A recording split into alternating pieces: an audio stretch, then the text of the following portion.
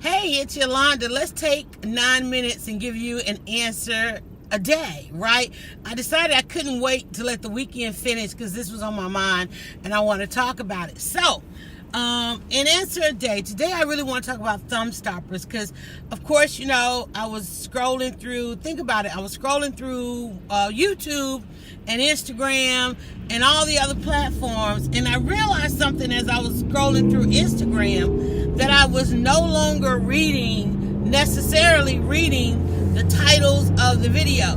Now, for those of us that are kind of old school, we know that it's about the headline and the punchline and all of that. And we spend a lot of time on that because, we really want to get that really well crafted for SEO and for search, right? But really, how much are people searching now? You got to think about it. Because the internet is so visual now. We've really moved from being this verbiage and copies, interaction and engagement to really, people are very visual. They're like doing this audio, it's like I really don't have to do these in a full-on video because, and sorry about the road, guys, we are on a ride. I'm like, I gotta find 9 minutes, and these are the 9 minutes. I gotta go 9 miles. I can get this done. In fact, I'm gonna get out of this lane. Hopefully it'll level off a little bit. So anyway, I was scrolling through and I'm thinking about, I spend a lot of time writing copy. I mean, as a blogger, bloggers, we write, but I know a lot of people have moved on to video. I love audio and all of that, right? And I'm like, but it's still, I'm scrolling through Instagram and I'm scrolling through YouTube, and I stop on the items that catch my eye, not my ear, right? Not my eye, my reading, not the verbiage, not the copy. It's really the image. And we talked about this a couple of times about how important the image is. Like even doing the image for this one, I have been trying to figure out what does an answer of a day look like? What is the branding behind that? And what happens is we spend so much time in the paralysis of analysis that we really just don't get it done. And for this one, and what's going to come up in the next answer is pull the trigger. I really was torn between doing thumb stoppers and pull the trigger. So pull the trigger coming soon is going to be one of the answers, right? So as I was scrolling through YouTube, I realized that my behavior and my habits for YouTube have really become just like my behaviors and my habits for Instagram, because for the simple fact, when you're on Instagram, the videos and things like that, they play, even on Facebook now. There's a lot of autoplay, but you don't necessarily hear it. You see the video or the image.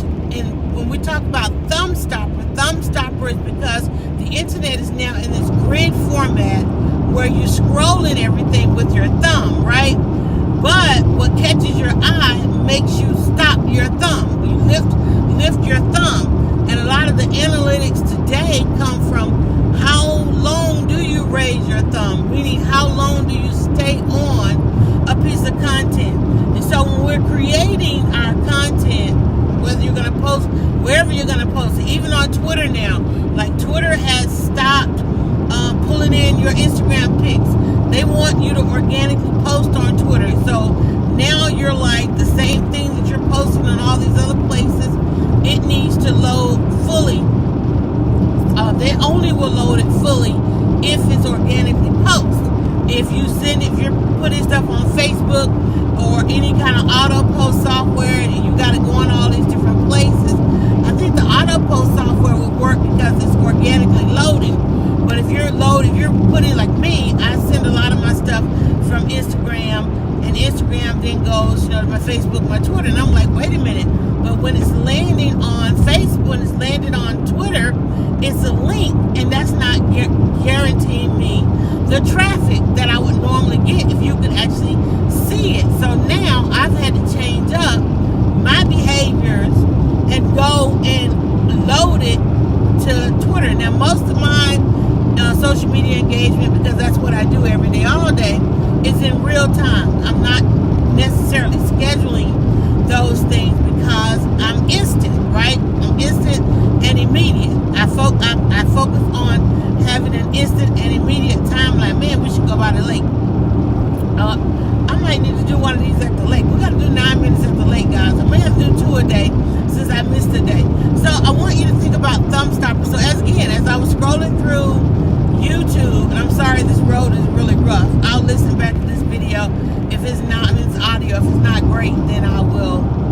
do it. But when you are creating the image, what I noticed on YouTube, the video that grabbed my attention, the image, the thumbnail that they used wasn't always, or most of the time was not, even though it was related to the actual video that I indulged in, the thumb stopper, the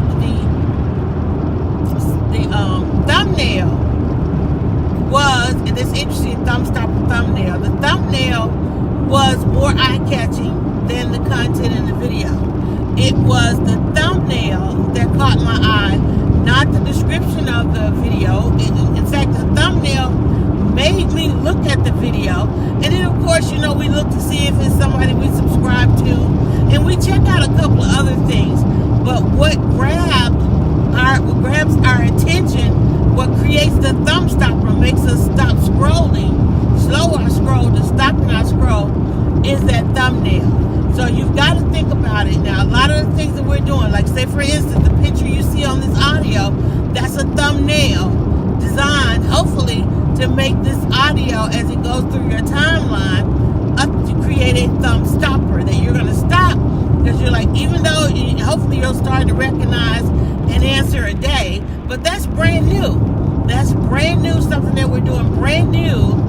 And I'm hoping that, and I haven't yet figured out, well, what does that look like? Do I want them to all be the same, or do I want to use them? And I love how the picture that I used was one that I took in while I was out shopping, because that display that they had made me stop. It made me stop in my tracks, and it made me take a picture. I was like, wow, as I walked into that, I don't think I'd already been in the store, but as I stopped to look at the oil that they were selling, I realized it was a perfect shot. Me coming out of a photographer background and a blogger background, I was like, oh man, I love the setup of that. They had the bright red tomatoes behind it. They had a wonderful display case with tea leaves and tea herbs, and then it gave a nice view of their store. And I was like, oh my God, that's a perfect shot. And I went around, and so as a photographer, I stopped to capture the shot. And then when I got ready to do this video, let's check on our time here, about 8 minutes, got 1 minute left. As I got ready to do this video, and I'm riding, and I'm thinking, I got to do 9 minutes, I got to do an answer a day, I got to talk about thumb stoppers. And I'm scrolling through my photos, trying to figure out what would make a nice background. And guess what it did? It triggered me to stop scrolling. I'm like, if it's triggered me to stop scrolling and to look at the video and just go back to that moment of shopping for those fresh herbs and oils and breads and cheeses and all the things that I bought on that day, if that video reminded me of everything I bought, that's the video that I want to use when I talk about thumb stoppers, because it was, in fact, the perfect thumb stopper or trigger when I was walking through the store to make me stop. And that's what a great thumb stopper is. And so hopefully it made you stop when you were scrolling, so you can stop and get an answer of the day in these 9 minutes. It's been another great 9 minutes with you. This is number 3. So that means there were 2 before this, and that means there's 24 more to come. So if you're catching this on the day we recorded or somewhere in the mix, go back over to our Facebook page at 27 Answers, or our YouTube page where hopefully you have subscribed, and get yourself an answer of the day. We'll catch you next time. Hey, listen, an answer a day keeps the buzz coming your way. I'm Yolanda at DryerBuzz with 27 Answers.